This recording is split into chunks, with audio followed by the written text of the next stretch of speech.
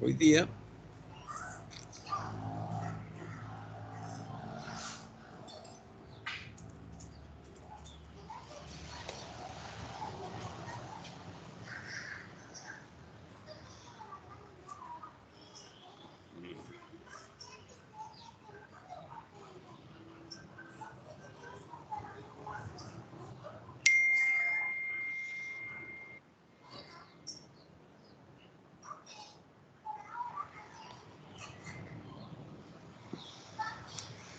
esperen un ratito que tengo problemas con no es esta la que tengo que compartir.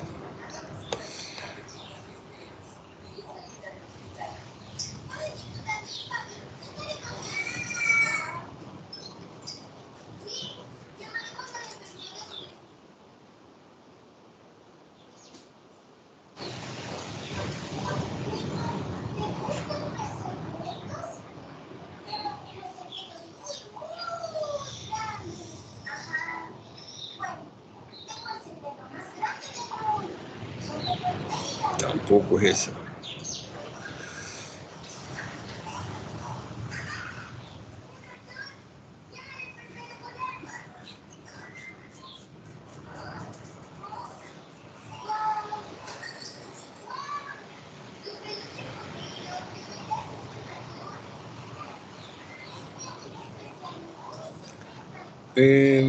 Si alguien me dice que está compartiendo la pantalla.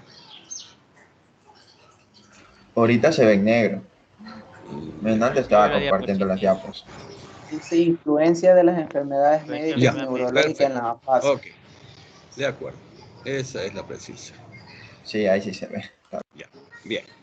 Entonces, de aquí para adelante, por un buen tiempo, vamos a ver la influencia de algunas enfermedades médicas y neurológicas en la afasia. Y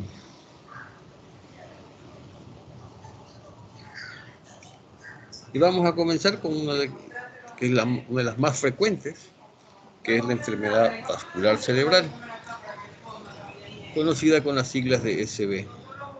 Los gringos la llaman stroke, los españoles le dicen ictus, pero es exactamente lo mismo, un solo nombre, nada más. Bien, al año, en teoría, se mueren 14.300.000 personas.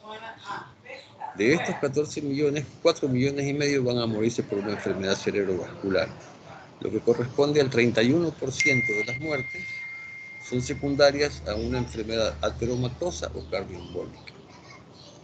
Esto significa que por cada 100.000 pacientes, por cada 100.000 personas, 210 van a presentar una enfermedad cerebrovascular, y de estas 210, 179 van a ser una enfermedad vascular isquémica, o sea, infartos cerebrales, y 31 de cada 100.000 van a ser una hemorragia cerebral. Por lo tanto, el 80 al 90% de las enfermedades cerebrovasculares van a ser isquémicas o infartos, y un 10 al 15% van a ser hemorrágicas.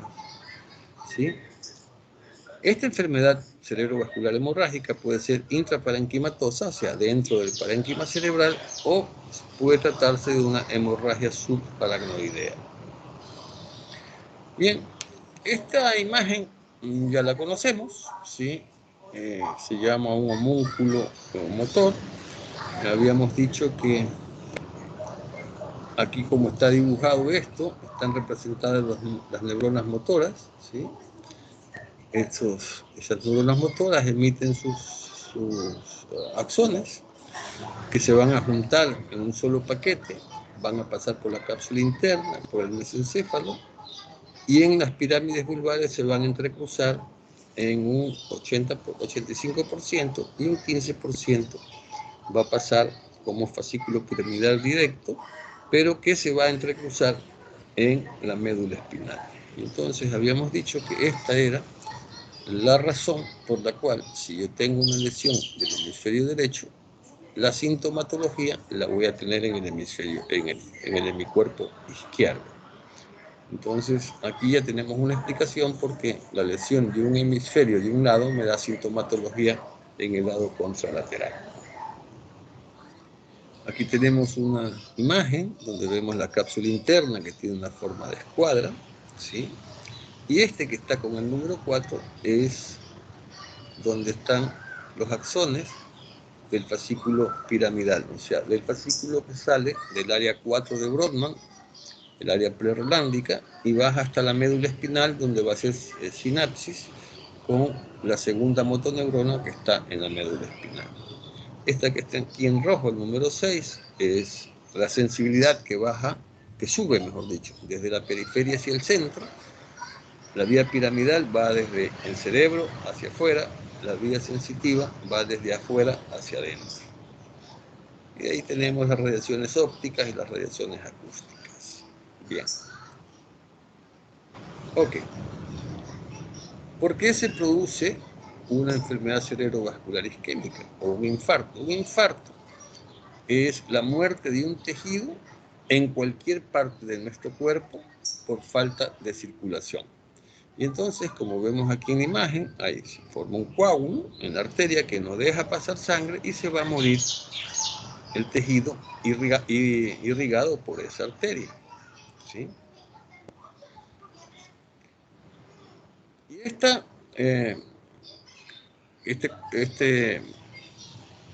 infarto o esta enfermedad cerebrovascular isquémica se puede dar por dos razones, ¿sí? Porque se forma, como ya habíamos visto, como les decía, un coágulo en la arteria, y a esto se lo llama trombosis, o porque viene una arteria, un coágulo de otra parte, y el principal proveedor de coágulos en el cuerpo humano es el corazón, ¿sí? Y entonces ese coagulito camina hasta que llega a tapar una arteria para producir el infarto, como vemos aquí en la imagen. En lo que se refiere a la enfermedad vascular hemorrágica, hay dos opciones, habíamos dicho. La una es la hemorragia subaracnoidea, se rompe una arteria fuera del cerebro y esta sangre va a contaminar el líquido cefalorraquídeo en el espacio subaracnoideo y por eso se llama hemorragia subaracnoidea. La causa más común es la ruptura de un aneurisma. Y tenemos la intraparenquimatosa. Sí, lastimosamente no se ve muy bien aquí, pero tenemos una hemorragia dentro del parénquima cerebral. Bien, recuerden que si alguien tiene alguna duda, pregunten, que se puede interrumpir tranquilamente. Nosotros en el corazón tenemos unas válvulas, ¿sí?, por donde pasa la sangre a través de esas válvulas, de los aurículos a los ventrículos, ¿sí? Pero a veces esas válvulas no se cierran muy bien. Y cuando esas válvulas no se cierran muy bien y, por ejemplo, se contrae la aurícula, en el momento de la contracción pasa un chorro de sangre al ventrículo, o lo contrario. Se contrae el ventrículo y va a pasar un chorro de sangre por esa válvula que no se ha cerrado muy bien a la aurícula. Y eso, con el fonendoscopio, si escultamos el corazón, lo vamos a escuchar como un soplo. Y por eso, entonces, cuando decimos que una persona tiene un soplo en el corazón, significa que tiene alguna válvula cardíaca que no se está cerrando bien. ¿Ok? Esa sangre que se regresa se va quedando depositada en el fondo y con el tiempo se va a coagular, ¿sí? Y entonces puede ocurrir que en algún momento, en alguna contractura del corazón, se escape un coagulito de esos y vaya a tapar una arteria y a provocar el infarto. Aquí tenemos una imagen en donde nos dice si se tapa una cierta área de la corteza cerebral, cuál va a ser la sintomatología que va a tener el paciente. Bien. Con los años, ¿sí?, con las papas fritas, las hamburguesas, los mandingos, etcétera, etcétera, se van formando en las paredes de las arterias estas placas de colesterol y triglicéridos que se llaman placas de ateroma, ¿sí? Y puede ocurrir que una placa de ateroma se rompa, ¿sí? Y se vaya un pedazo de ese ateroma y tape una arteria. A eso se lo conoce con el nombre de trombo blanco. Pero puede pasar que en ese pedazo de ateroma que se rompió se vayan depositando elementos figurados de la sangre y comienzan a formar un coágulo, ¿sí? Comienzan a formar un trombo. Ese trombo podría tener dos opciones: o se rompe y forma un émbolo que se va a tapar una arteria más pequeña, o se forma el trombo que va a tapar totalmente el paso de la sangre a las arterias y por lo tanto va a provocar un infarto cerebral. En los pacientes que han sufrido un infarto cerebral, en la tomografía cerebral simple se van a ver estas imágenes, están aquí en oscuro, ¿sí? Eso es indicativo de un infarto. Este es un infarto de la arteria cerebral media. Bien. En cambio, la enfermedad cerebrovascular hemorrágica se va a producir por la ruptura de alguna arteria, ¿sí?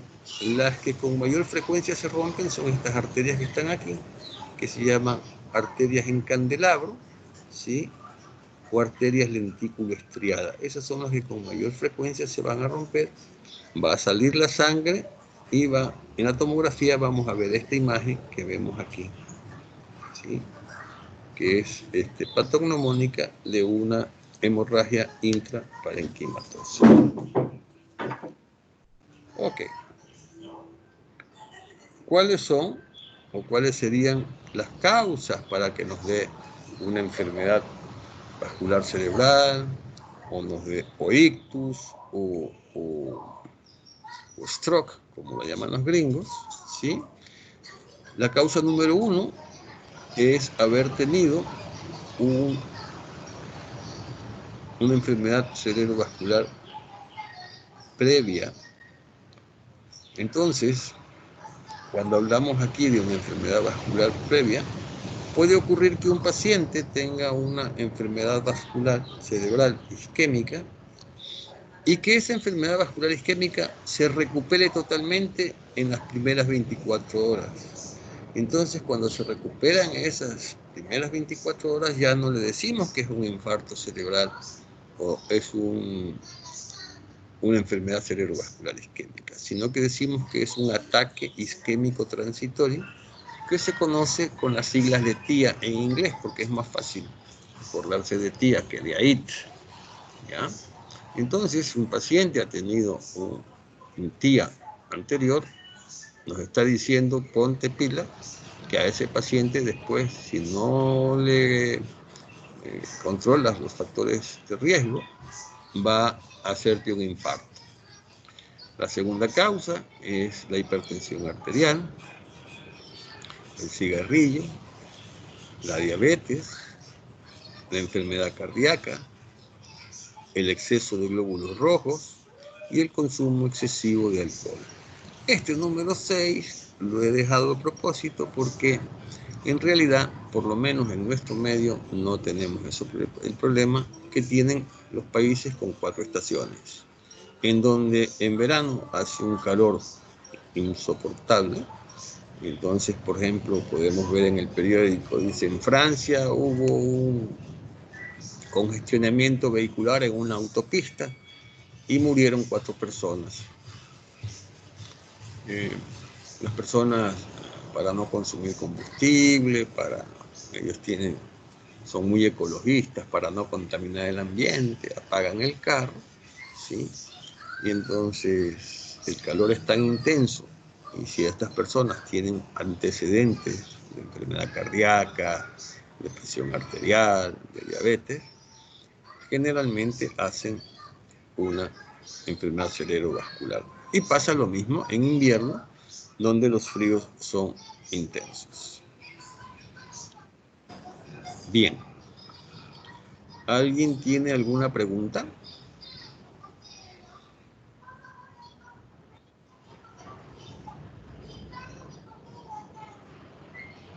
¿Nadie tiene preguntas? ¿Hasta aquí? No, doctor. Ok.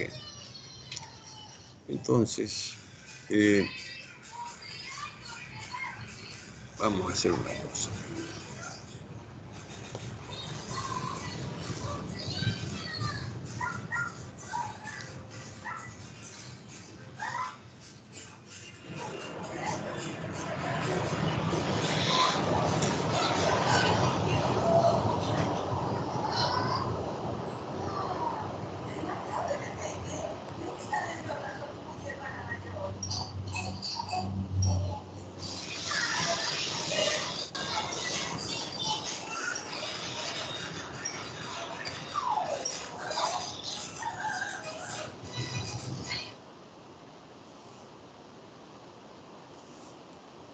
Los síntomas que va a tener el paciente con enfermedad cerebrovascular, ya sea isquémica o hemorrágica, van a depender del área cortical que se haya lesionado, cortical o subcortical, porque vimos, por ejemplo, que a nivel subcortical eran más frecuentes las hemorragias que los infartos.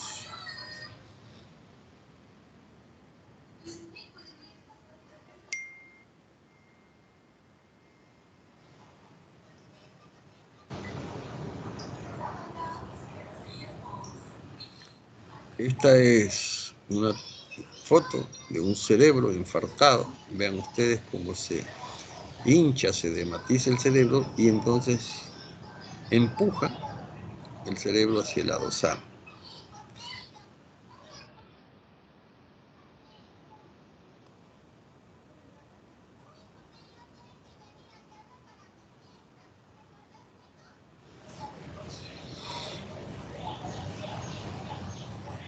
Entonces aquí vamos a ver, ahí está la placa de ateroma, llega el coágulo, tapa la circulación, puede escapar uno, o sea, un émbolo, que va a irse a una arteria más pequeña, ¿sí? Y va a provocar el infarto cerebral. Si se rompe una arteria, va a provocar la hemorragia cerebral, ¿sí?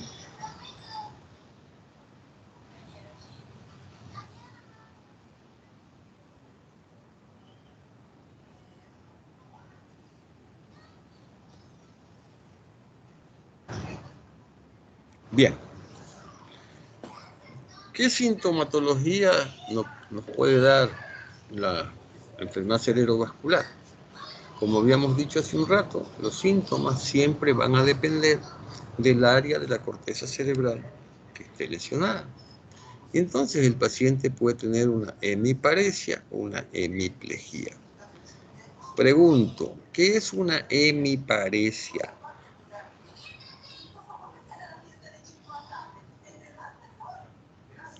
Parálisis de un lado del cuerpo. Sí, si no me equivoco.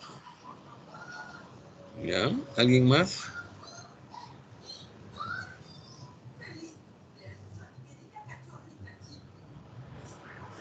Ok. La hemiplegia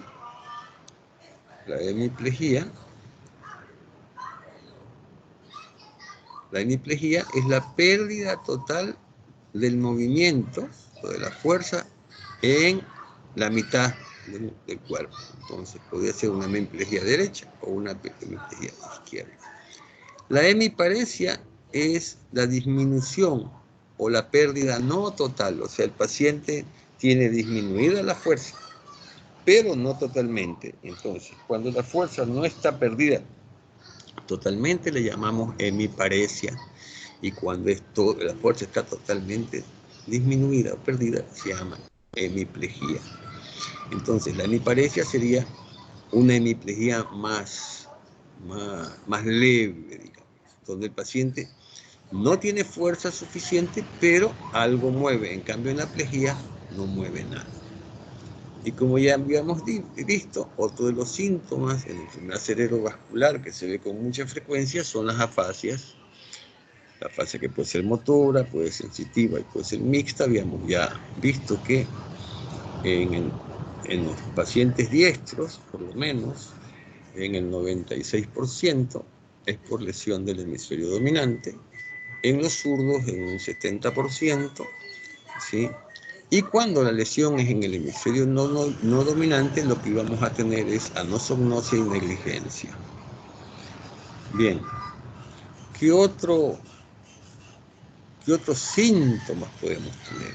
La hemianopsia. ¿Qué es la hemianopsia? Es la pérdida de la visión en un hemicampo.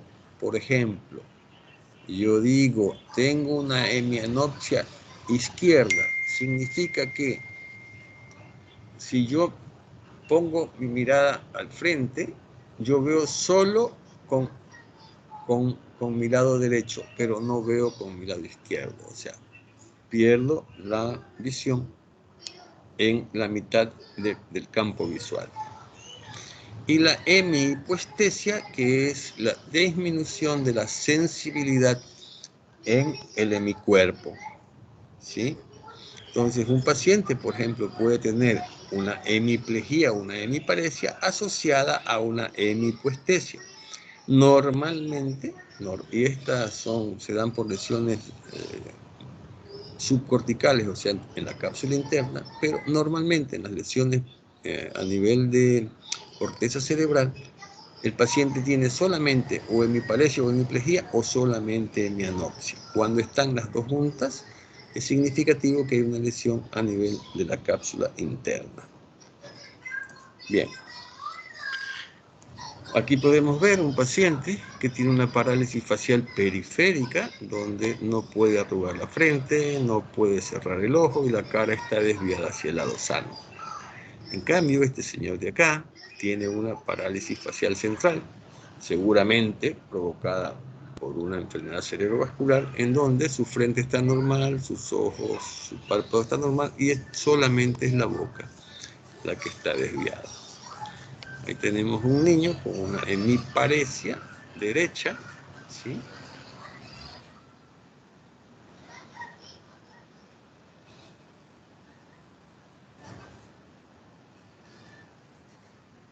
Ok.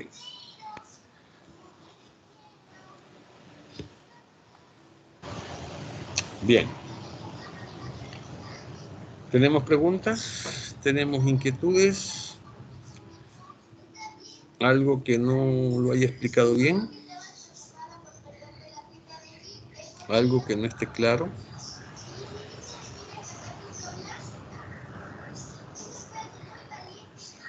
¿Está todo claro? Sí, doctor. ¿Mm? Sí, doctor. Sí, doctor. Dime. Sí, doctor, hasta ahí está todo. No hay preguntas, no hay inquietudes. Bien. Si no hay preguntas, no hay inquietudes, significa que... Para uno